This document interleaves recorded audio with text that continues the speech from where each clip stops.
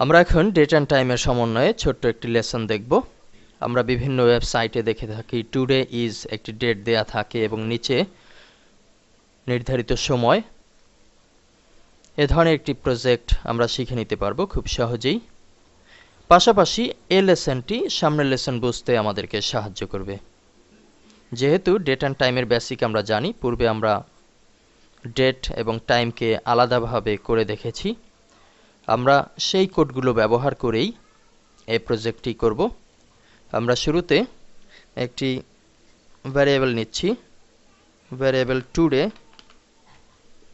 Equal to আগের মতোই date, first ব্র্যাকেটের শুরু শেষ সেমিকোলন, ফার্স্ট ব্র্যাকেটের মাঝে ইনভার্টেড কমার শুরু শেষ, এর মাঝে আমরা লিখছি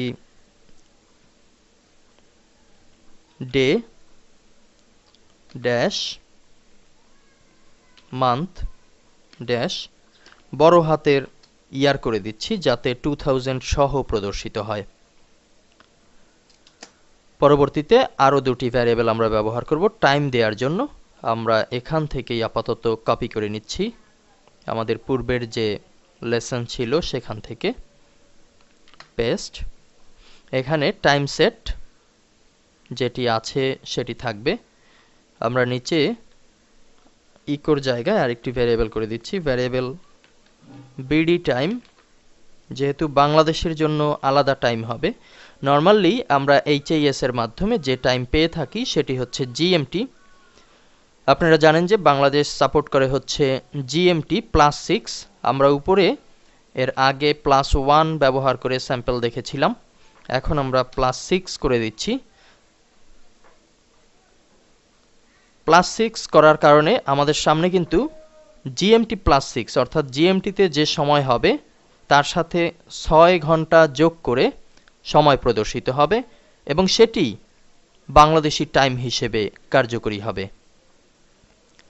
নিচের দিকে আমরা একটু ইকো কমান্ড দিচ্ছি, ফার্স্ট ব্র্যাকেটের দুঃখিত ইনভার্টেড কমার শুরু শেষ সেমিকোলন, দুই ইনভার্টেড কমার মাঝে আমরা এখন লিখব টুডে ইজ, উপর থেকে ভ্যারিয়েবল টুডে দিয়ে দিচ্ছি অর্থাৎ যে ডেটটি আসবে সেটি যেন প্রদর্শিত হয়। বিআর চিহ্নের মাধ্যমে আমরা লাইনকে ব্রেক করছি,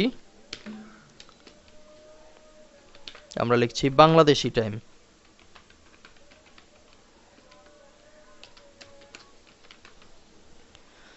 এভাবে +6 এর জায়গায় অন্য কিছু সেট করে জিএমটির সাথে যদি অন্য কোনো কান্ট্রি হয় তাহলে তাদের জিএমটির যে হিসেব সেটি ব্যবহার করেও আমরা নির্ধারিত টাইম পেতে পারি।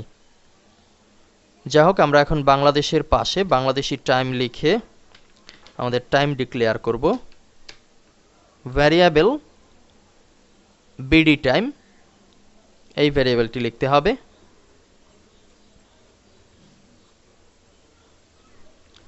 যেহেতু এখানে এটিই হচ্ছে মূল ভ্যারিয়েবল অর্থাৎ যে সময় নরমালি আসবে তার সাথে উপরের ভ্যারিয়েবলকে যুক্ত করবে, এটিই কিন্তু কোডের ভেতরে বোঝানো হচ্ছে।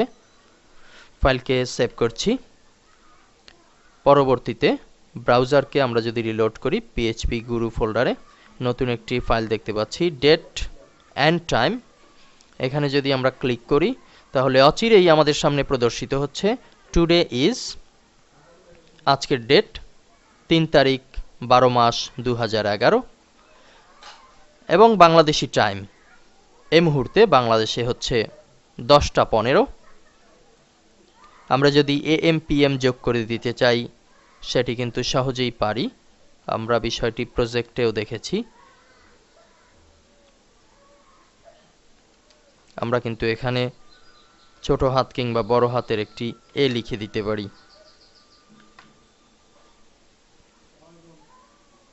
ফাইলকে রিলোড করছি, এএম পিএম প্রদর্শিত হচ্ছে।